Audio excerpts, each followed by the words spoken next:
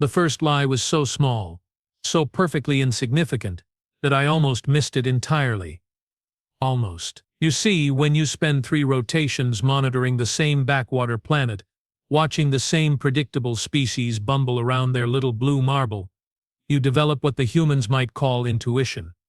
Though they would be wrong, of course. What I had was superior Caltharian pattern recognition, honed by centuries of surveillance protocols. What I had was mathematical precision that could spot a decimal point out of place from 17 light-years away. What I definitely did not have was intuition. So when Satellite Array 774 reported that human subject Mark Thompson was currently purchasing coffee at coordinates 42.7391 north, 71.0598 west, I should have simply logged the data and moved on. Standard surveillance protocol. Nothing unusual about a human acquiring their daily dose of liquid caffeine addiction, except Mark Thompson had been dead for 6 months. I stared at my console display, all 4 of my optical sensors focusing on the readout. The data stream continued flowing in real time. Mark Thompson, apparently very much alive, was now walking northeast on Commonwealth Avenue. Heart rate elevated, probably from the coffee. Temperature readings normal for human physiology. Even his gait pattern matched our stored biometric profiles to 97.4% accuracy. The only problem? I had personally filed the termination report after watching him get crushed by a malfunctioning construction vehicle outside his apartment building. I had the whole incident recorded in triplicate, as per regulation. "Zork," I called to my monitoring partner, trying to keep the confusion out of my voice. "Caltharians do not get confused. We process data with crystalline clarity." Wait. Not crystalline, we process data with perfect clarity. Yes, that was better. "What is it, Bricks?" Zork's response came through our neural link, tinged with the boredom that had settled over our entire monitoring station. 3 years of watching humans do absolutely nothing interesting had that effect. "I need you to verify a data stream for me." Subject 77 Alpha 9. A pause. Then Zork's mental signature shifted to something resembling attention. "Thompson, the dead one. According to Array 774, he is currently consuming breakfast at a establishment called, let me check, Danny's Diner." Another pause. Longer this time. "Bricks, are you experiencing a malfunction? Because if you are, you need to report to Medical Bay for..." "Just verify the feed." I listened to Zork's mental grumbling as he accessed the satellite data. When humans were frustrated, they sighed. When Caltharians were frustrated, we generated a low-frequency humming that sounded remarkably similar to their air conditioning units. Zork was humming loud enough to power a small building. "Well," he finally said, "this is problematic. Elaborate." "According to my sensors, Thompson is simultaneously eating breakfast at Danny's Diner and also lying in a morgue on the other side of the city. His vital signs show both death and perfect health." Zork's humming intensified. "Also, he appears to be in 2 different locations that are approximately 37 kilometers apart." I felt something that might have been panic if Caltharians were capable of such an inefficient emotional response. Instead, I experienced what our scientist called elevated concern protocols. "Run a full diagnostic on Array 774, I instructed. "Already started. Results coming in now." A brief pause. "All systems nominal. Hardware functioning at optimal parameters. No detected anomalies in sensor arrays or data transmission." This was becoming interesting in the way that discovering a gas leak was interesting. Technically fascinating, potentially explosive, and definitely not something you wanted to ignore. Expand the diagnostic. Check all satellite arrays monitoring the North American continent. While Zork worked, I pulled up the historical data for Mark Thompson. Standard human, age 34, worked as an accountant for a medium-sized firm specializing in. I squinted at the data. Tax preparation. How wonderfully mundane. No military background. No scientific training, no connections to any government agencies.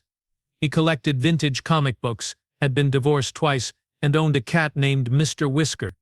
In other words, exactly the kind of utterly unremarkable human that our surveillance protocols flagged for routine monitoring.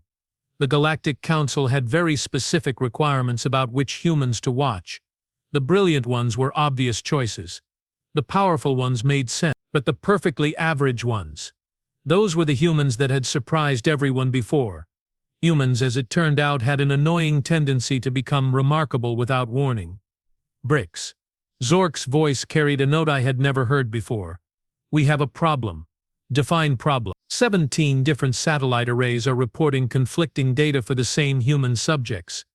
Array 295 shows Dr. Lisa Park performing surgery at Boston General Hospital. Array 301 shows her hiking in the Rocky Mountains. Array 448 shows her attending a wedding in New York City. My concern protocols were now approaching what humans might call alarm. All simultaneously. All simultaneously. I began pulling up data streams from other monitoring stations. The pattern emerged quickly, like a virus spreading through our surveillance network. Hundreds of humans, all showing impossible dual locations. Some were in 3 places at once. A few particularly ambitious individuals were apparently managing to exist in 7 different locations while maintaining completely normal physiological readings for all instances. This is not possible, I said, which was the Caltharian equivalent of cursing. It gets worse, Zork continued. I ran a trace on the data corruption patterns. Want to guess where it started? Enlighten me. Coordinates 42.7391 north, 71.0598 west. Mark Thompson's last known location. That settled it. Something was very wrong, and it had started with one perfectly ordinary human who should have been dead. I accessed the communication array and sent a priority message to Sector Command. Protocol required that any surveillance anomalies be reported immediately, especially when they involved humans. The Galactic Council took human monitoring very seriously ever since, since humans had done what humans always seemed to do when people underestimated them. The response came back within minutes, which was unprecedented. Sector Command typically took cycles to respond to anything short of a planetary invasion. Priority Override 777. All monitoring stations report similar anomalies across multiple human population centers. Suspected malfunction in surveillance network. Continue observations. Do not attempt to correct data streams. Stand by for further instructions. I read the message 3 times. Priority Override 777 meant that someone very important was very concerned about something. The instruction to not attempt corrections was particularly puzzling. Standard protocol would be to immediately fix any malfunctioning systems. Zork, I said. How long has this Thompson situation been developing? Let me check. First anomalous reading was recorded 6 hours, 14 minutes ago. But the corruption is spreading. Current rate suggests complete network compromise within 48 hours. 48 hours. In 48 hours, our entire surveillance network would be feeding us complete fiction about human activities. We would be flying blind on a planet full of the most unpredictable species in the known galaxy. I decided to try a different approach. Instead of watching the corrupted data streams, I began analyzing the patterns in the corruption itself. If someone was deliberately feeding false information to our satellites, there might be traces of the intrusion. What I found made absolutely no sense. The false data was not being inserted from outside our network. It was being generated by our own systems, with all the proper authentication codes and security markers. According to every diagnostic I could run, our satellites were functioning perfectly and honestly reporting what they observed. The satellites were lying to us, but they believed their own lies. This is impossible, I said again, with considerably more emphasis. Maybe, Zork replied. Or maybe we are finally seeing what humans do when they think nobody is watching. That was a disturbing thought. For 3 years we had assumed that our surveillance was completely undetectable. Our satellites operated in stealth mode, using sensor arrays that no known human technology could detect. We observed from distances that made discovery impossible. But what if we were wrong? What if Mark Thompson, ordinary accountant and cat owner, had somehow detected our surveillance? What if his apparent death had been staged? What if everything we thought we knew about human technological capabilities was based on deliberate misdirection? I pulled up the biographical data for Mark Thompson again, this time looking for details I might have missed. Nothing unusual. Standard education, standard employment history, standard life patterns. The only slightly interesting detail was that he had majored in computer science before switching to accounting. Computer science, I accessed deeper records, diving into databases that required special authorization. Mark Thompson's university transcripts showed average grades in most subjects. But there was one anomaly. In his final year, he had taken an independent study course in something called signal processing in electronic warfare theory. Electronic warfare theory. I felt my concern protocols shift into what humans would probably recognize as the beginning stages of panic. Zork, I need you to run a deep analysis on all human subjects showing surveillance anomalies, cross-reference with educational backgrounds, employment histories, any connection to technical fields. That will take time. We are talking about several thousand individuals now. Do it. While Zork worked, I focused on Mark Thompson's last known genuine location. Our satellites had been tracking him normally right up until the moment of his apparent death. Then, 6 months later, he had simply reappeared in our data streams as if nothing had happened.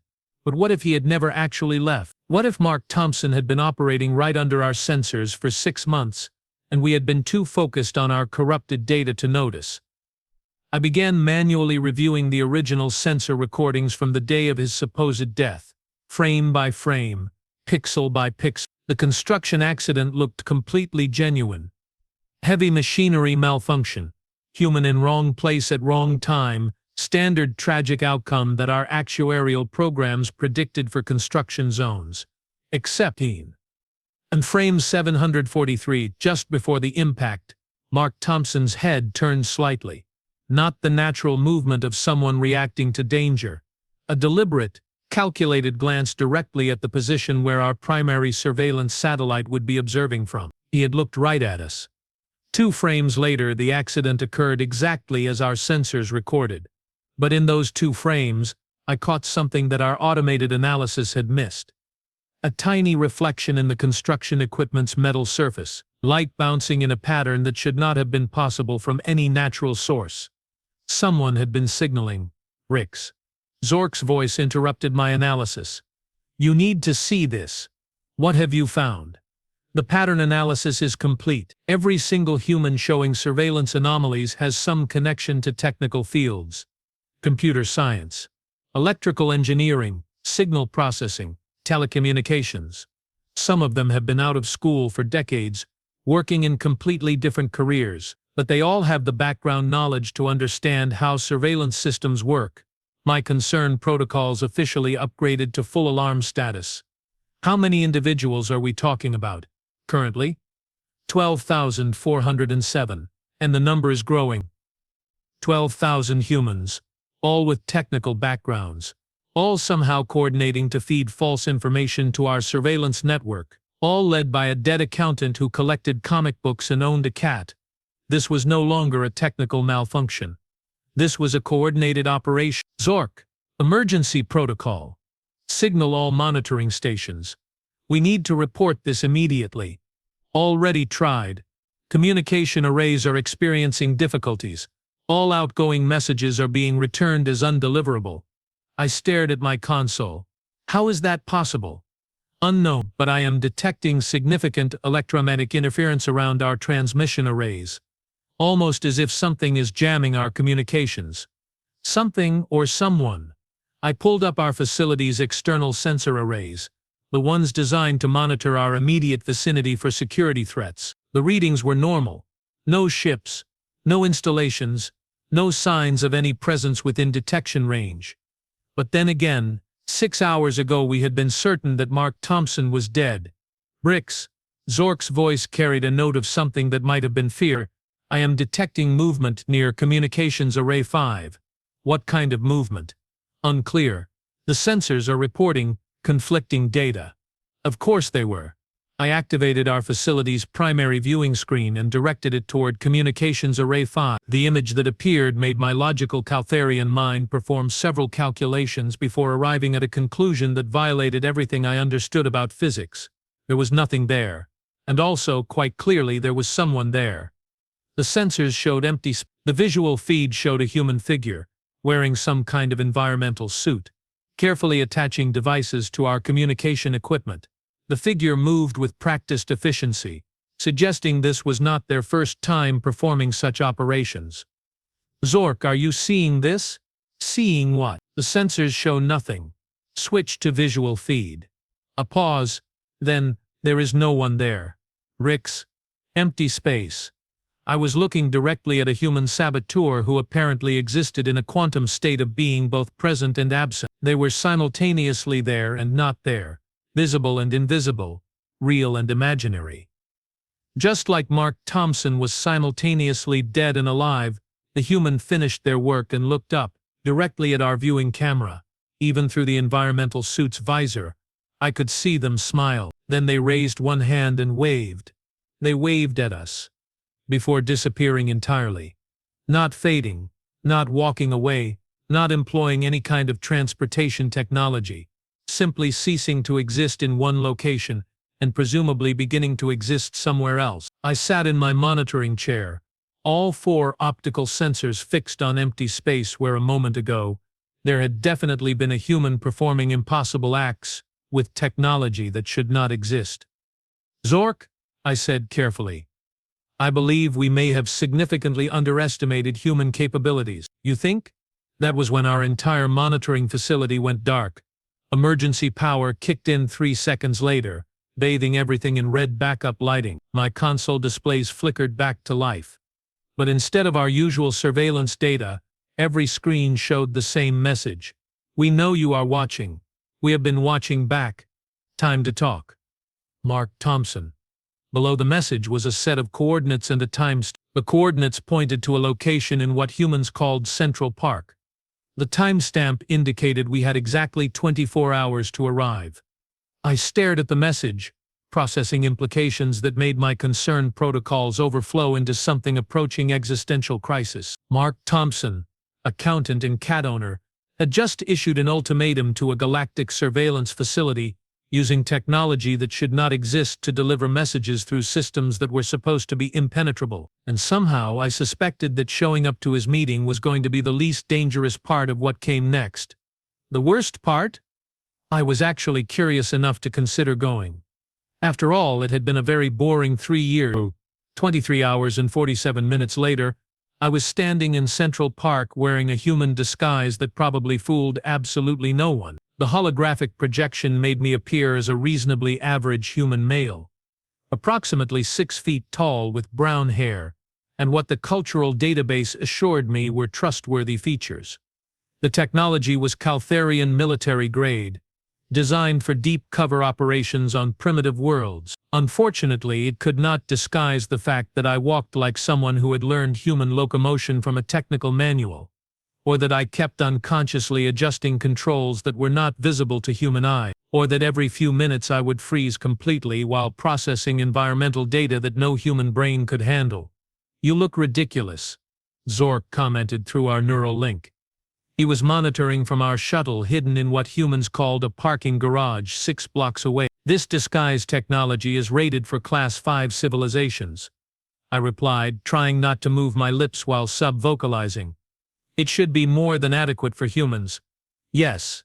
Well, apparently humans did not read the technical specification. That jogger has been staring at you for 3 minutes." I turned to look at the jogger in question. A female human in colorful athletic clothing was indeed staring at me with obvious confusion. When our eyes met, she approached.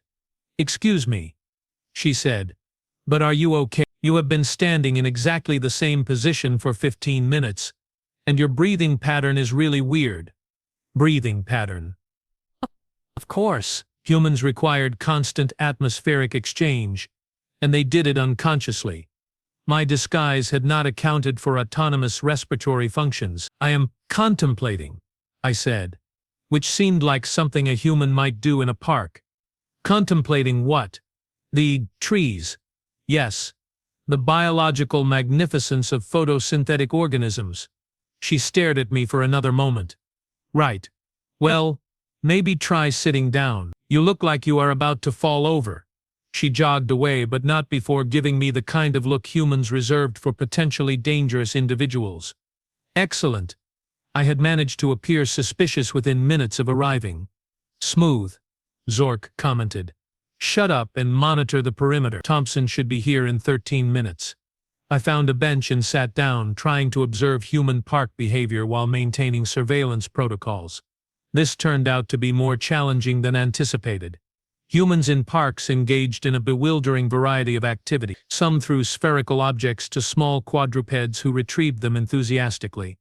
Others pushed smaller humans in wheeled contraptions while making incomprehensible vocalizations. A few simply sat on blankets consuming food in direct contact with grass and dirt.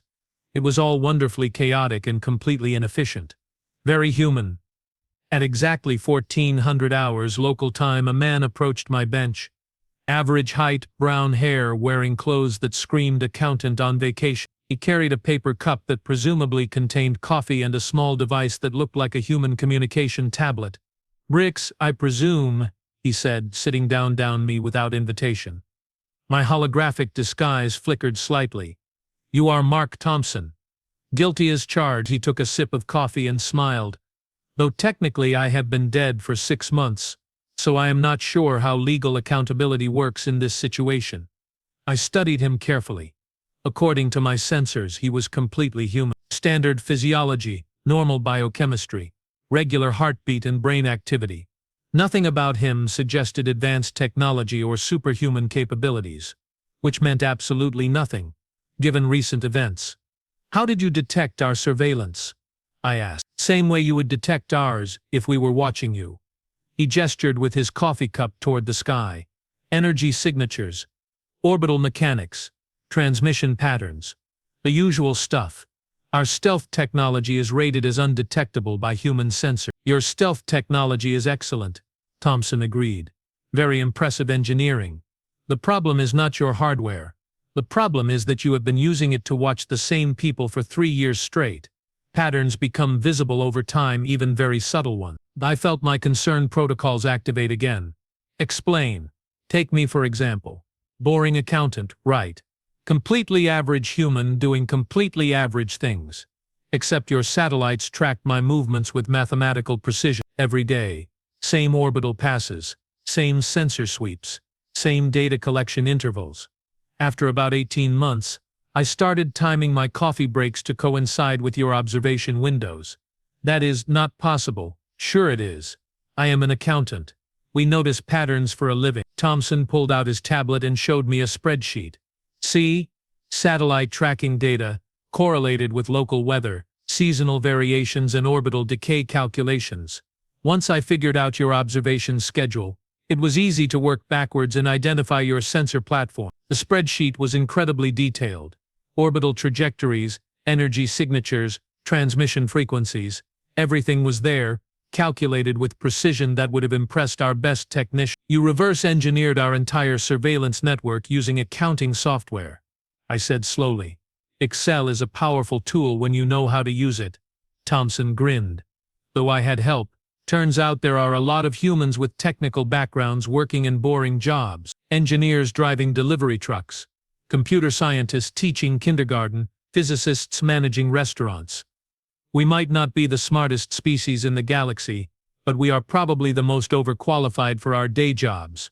12,000 individuals, I said. 12,000 and counting. Word gets around when you offer people a chance to use their actual skills for something interesting. Thompson leaned back on the bench. "Did you know that Dr. Lisa Park, the surgeon your satellites think is in 7 places at once? She has a PhD in electromagnetic engineering. She only went to medical school because her parents wanted her to have a stable career." This was rapidly becoming the most disturbing conversation of my career. "You coordinated 12,000 humans to simultaneously see our monitoring systems." "Coordinated is a strong word. More learn," suggested. "Humans are pretty good at independent problem solving once you point them in the right direction." Thompson finished his coffee and crumpled the cup. "The fake death thing was my idea, though. Always wanted to try that." "How?" "Construction equipment with holographic projectors. Staged accident. Fake blood made from corn syrup and food coloring. The usual stuff. Holographic projectors are beyond human technological capabilities." Thompson looked at me with the expression humans used when they found something amusing. "According to," that was an excellent question. and I was beginning to suspect I would not like the answer. According to our intelligence reports on human technological development, I said carefully. Right. And where do those reports come from? Direct observation, monitoring of human research facilities, communication intercepts, analysis of published scientific literature. All sources that would only show you what we wanted you to see. The implications hit me like a malfunctioning gravity generator. You have been deliberately limiting your visible technological development. Not limiting, misdirecting. Thompson stood up and gestured for me to follow. Come on, let me show you something. Against every protocol I had ever learned, I followed him deeper into the park. We walked for several minutes in silence, past humans engaging in their various recreational activities. Thompson led me to what appeared to be a maintenance shed near the park's eastern edge. He pulled out a small device and pointed it at the shed's door. There was a brief shimmer, and suddenly the shed was gone. In its place stood a facility that hurt to look at directly. Smooth surfaces that seemed to bend light around themselves. Architectural features that suggested the building was significantly larger inside than the space it occupied. Technology that made our most advanced equipment look like primitive tools. Welcome to Research Station 7, Thompson said. One of about 50 similar facilities we have scattered around the planet. I stared at the impossible building. This violates at least 12 known laws of physics. Only if you assume we are working with the same physics you know about. Thompson walked toward what might have been an entrance. Turns out there are some interesting correlations between quantum mechanics and consciousness that your scientists have not discovered yet. Probably because Caltharian brains are too logical to accidentally stumble across the weird stuff. The entrance dilated open as we approached. Inside, the facility was even more impossible. Corridors that curved in directions that should not exist. Workstations where humans in laboratory coats manipulated equipment that seemed to respond to thought rather than physical controls. How long have you had this technology? I asked, trying to process what I was seeing. Which technology? The dimensional folding. About 30 years. The consciousness-linked computing. Maybe 15 years. The orbital cloaking systems. Those are new. We finished them about 6 months ago. 6 months, right around the time Mark Thompson had supposedly died. You have been hiding all of this from us. Not hiding, testing. Thompson led me to an observation deck that somehow provided a view of the entire planet despite being underground in a park. See, the thing about humans is that we learn by doing. All the theoretical knowledge in the galaxy is useless unless you can actually apply it to real situations. The view showed me things that made my optical sensors struggle to focus. Orbital platforms that had somehow remained invisible to our monitoring systems. Cities with architectural features that suggested manipulation of local space-time. Transportation networks that appeared to move people faster than light while remaining completely undetectable. You used us as a testing ground, I said. We used you as quality assurance. Every surveillance system you deployed gave us a new challenge to solve. Every monitoring protocol you implemented taught us something new about advanced sensor technology. Every observation you made helped us refine our concealment techniques. Thompson walked over to a control console and activated what appeared to be a three-dimensional map of local space. Red dots indicated Caltharian installations. Blue dots showed human facilities. There were approximately 50 times more blue dots than red ones. This entire time while you were watching us, we were studying you. Learning your technology. Understanding your capabilities. Preparing for. Thompson turned to face me, and for the first time since our conversation began, his expression was completely serious. The Galactic Council has a problem, Bricks. A really big problem that they have been ignoring for about 2 centuries. And now that problem is about 3 months away from ending civilization as we know it. My concern protocols shifted into full emergency mode. Explain. Long-range sensors have detected something approaching from the galactic rim. Something big. Something that destroys entire star systems and keeps moving. The Council knows about it, but their response so far has been to pretend it does not exist and hope it goes away. Thompson manipulated the display, showing me sensor data that was far more detailed than anything our systems could produce. A massive object, easily the size of a small moon, moving through space at impossible speeds. In its wake, solar systems simply ceased to exist. The Devourers, I whispered. You know about them. Theoretical threats mentioned in classified briefings. But they are supposed to be myths. Legends. Not myths. Just very good at staying hidden until they are ready to feed. Thompson expanded the display. They have been working their way around the galaxy's edge for millennia, consuming everything in their path. Now they are heading for the core systems. Why are you telling me this? Because humans have a solution. We need the Galactic Council to stop treating us like primitive children and start treating us like allies. Thompson activated another display showing technical specifications that made my processing systems overflow with incomprehension. Weapon systems based on principles I had never encountered. Defensive technologies that seemed to manipulate the fundamental structure of reality itself. This is impossible, I said. Again, no, Bricks. This is human. Thompson smiled. We have spent 3 years pretending to be a primitive species while secretly developing the technology necessary to save the galaxy. But we cannot deploy it without Council authorization, and the Council will not give us authorization unless they believe we are capable of handling the responsibility. So you revealed your capabilities to us. We revealed our capabilities to you. One monitoring station. One observer who we hoped would be smart enough to understand what he was seeing and report it to the appropriate authorities. I felt something that might have been honor if Caltharians were capable of such emotional responses. They had chosen, out of hundreds of potential observers, they had selected my station to receive this revelation. Why me? Because your reports were the most thorough. Your analysis was the most accurate. Your questions were the most intelligent. Thompson gestured toward the displays around us. And because, according to our research, you are the only Caltharian observer who has ever bothered to learn human names instead of just using identification numbers. That was true. I had always thought it was more efficient to use proper names when filing reports. It seemed more respectful. What do you want from me?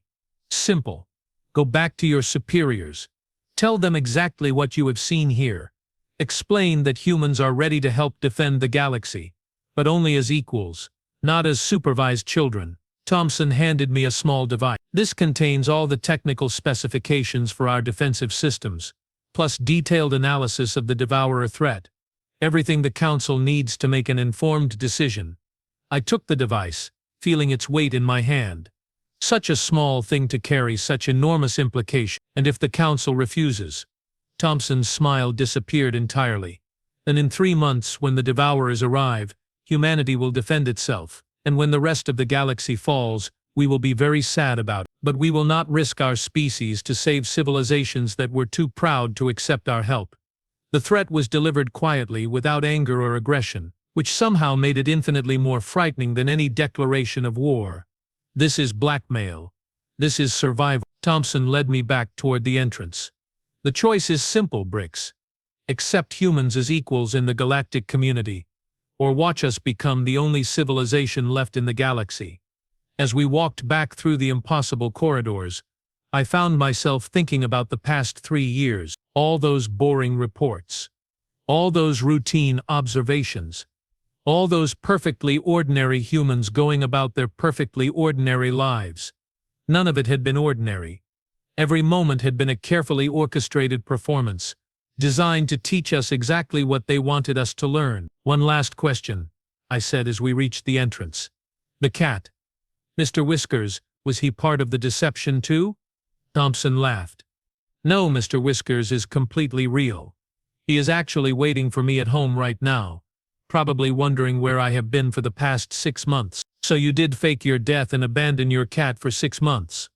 Well, when you put it like that, it sounds kind of terrible. And Thompson looked genuinely guilty. But Lisa Park has been taking care of him. You know, the surgeon who your satellites think is in 7 places at once. She is actually an excellent cat sitter. We stepped back outside and the research facility shimmered back into the appearance of a maintenance shed. And Thompson handed me a park map with directions back to my shuttle, highlighted in pencil. Give my regards to the Galactic Council, Brick, and tell them that humanity is looking forward to working with them. He walked away, just another ordinary human enjoying a day in the park. Within minutes he had disappeared into the crowd, leaving me standing alone with a device full of universe-changing information and the growing realization that everything I thought I knew about humans was wrong. Bricks, Zork's voice crackled through the neural link. Status report. Did you meet with Thompson? Affirmative. And Zork? Yes. Cancel all our surveillance operations. We are not watching humans anymore. What do you mean? I looked around the park, at the humans reading books and walking dogs and playing with their children, all of them potentially brilliant scientists and engineers hiding in plain sight.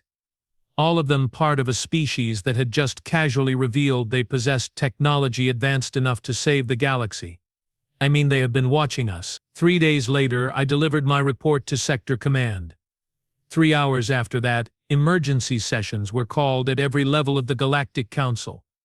3 weeks after that, humanity was formally invited to join the Galactic Defense Initiative as a full partner. The Devourers arrived exactly on schedule.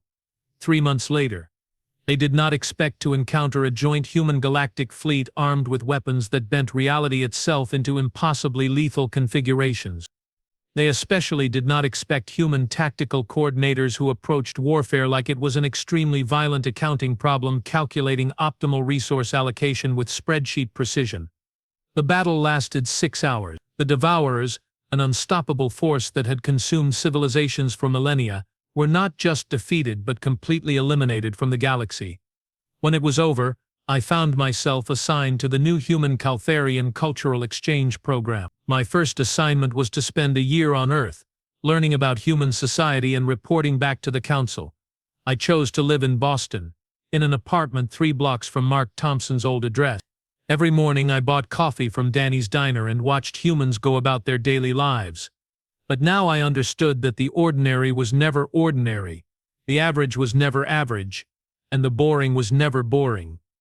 Every day held the potential for universe-changing surprises. It was a very human way to live, and surprisingly I found that I liked it. Even Mr. Whiskers seemed to approve when I finally met him, though he was, as promised, completely ordinary. For a